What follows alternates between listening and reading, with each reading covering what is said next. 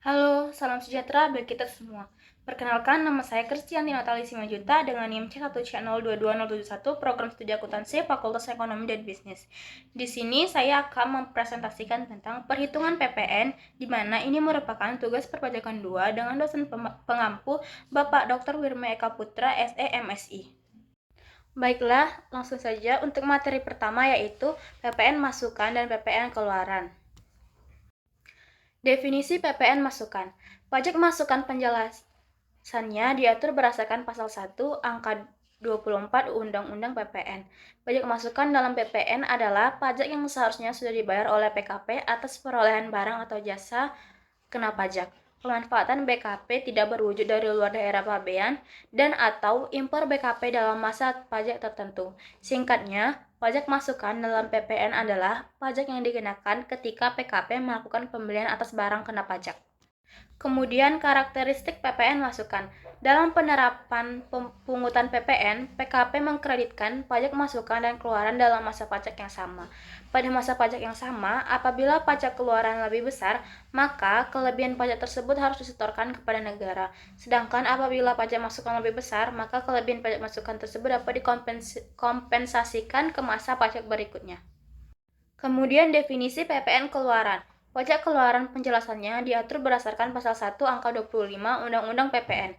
Pajak keluaran dalam PPN adalah pajak terutang yang wajib dipungut oleh PKP saat menyerahkan barang atau jasa kena pajak, ekspor barang kena pajak berwujud atau tidak berwujud, dan ekspor jasa kena pajak. Singkatnya, pajak keluaran dalam PPN adalah pajak yang dikenakan ketika PKP melakukan penjualan atas barang atau jasa kena pajak.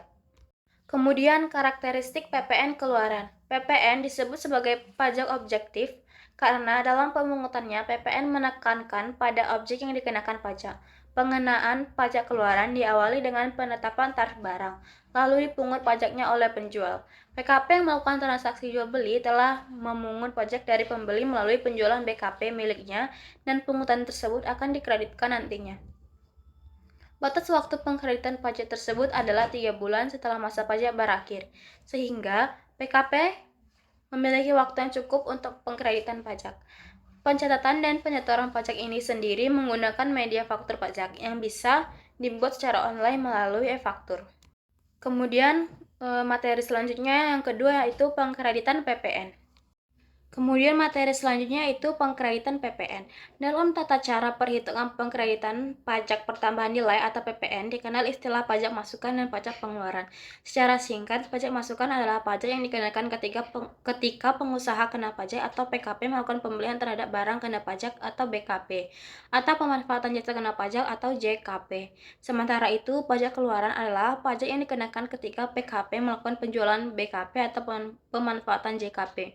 Dalam hal ini, PKP dapat mengurangkan atau mengkreditkan pajak masukan dalam suatu masa dengan pajak keluaran dalam masa pajak yang sama.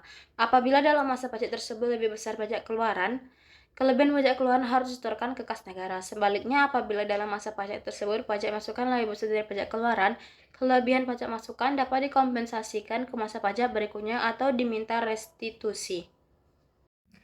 Kemudian pengkreditan pajak masukan normal. Tata cara pengkreditan pajak masukan berkaitan erat dengan kondisi faktur pajak sebagaimana diatur dalam pasal 9 Undang-Undang PPN. Pasal ini mengatur persyaratan faktur pajak yang dapat dikreditkan dan kondisi faktur pajak yang menyebabkan tidak dapat dikreditkan. Adapun syarat-syarat faktur pajak yang dapat dikreditkan menurut Undang-Undang PPN, yang pertama, pajak masukan dalam suatu masa pajak dikreditkan dengan pajak keluaran dalam masa pajak yang sama. Kedua, pajak masukan yang belum dikreditkan pada masa pajak yang sama masih boleh dikreditkan di masa pajak berikutnya paling lama 3 bulan setelah berakhirnya masa pajak yang bersangkutan sepanjang belum dibebankan sebagai biaya dan belum dilakukan pemeriksaan. Yang ketiga, pajak masukan yang dikreditkan harus memenuhi persyaratan formal dan material. Yang terakhir, pajak masukan yang dikreditkan harus mencantumkan keterangan tentang penyerahan BKP dan atau JKP. Karena faktur pajak sekarang berbentuk elektronik, maka tanda tangan pun dibuat secara elektronik. Sertifikat elektronik merupakan tanda tangan bagi penerbit faktur pajak. Adapun PKP yang melakukan penggabungan, peleboran, pemekaran, pemecahan, dan pengambil alihan usaha Pajak masukan atas BKP yang dialihkan dan belum dikreditkan oleh PKP yang mengalihkan, maka pajak masukan tersebut dapat dikreditkan oleh PKP yang menerima pengalihan sepanjang belum dibiayakan atau dikapitalisasi. Sedangkan kondisi faktur pajak yang tidak dapat dikreditkan adalah yang pertama, perolehan BKP atau JKP, pemanfaatan BKP tidak berwujud atau pemanfaatan JKP dari luar daerah pabean sebelum pengusaha dikukuhkan sebagai PKP. Yang kedua, perolehan BKP atau JKP yang tidak mempunyai hubungan langsung dengan kegiatan usaha. Yang ketiga, perolehan dan pemeliharaan kendaraan bermotor berupa sedan dan stasiun wagon kecuali merupakan barang dagangan atau disewakan. Kemudian yang keempat, pemanfaatan BKP tidak berwujud atau pemanfaatan JKP dari luar daerah pabean yang faktur pajaknya tidak memenuhi ketentuan dokumen tertentu yang kedudukannya dipersamakan dengan faktur pajak. Yang kelima, perolehan BKP atau JKP yang pajak masukannya ditagih dengan penerbitan ketetapan pajak. Yang keenam, perolehan BKP atau JKP yang pajak masukannya tidak dilaporkan dalam SPT masa PPN yang ditemukan pada waktu dilakukan pemeriksaan. Yang ketujuh, perolehan BKP selain barang modal atau JKP sebelum PKP berproduksi. 8. Perolehan BKP atau JKP yang faktur pajaknya tidak memenuhi ketentuan informasi minimal sebagaimana di atas, kemudian tidak memenuhi persyaratan formal dan material, dan yang terakhir tidak mencantumkan nama, alamat, dan NPWP pembeli BKP atau penerima JKP.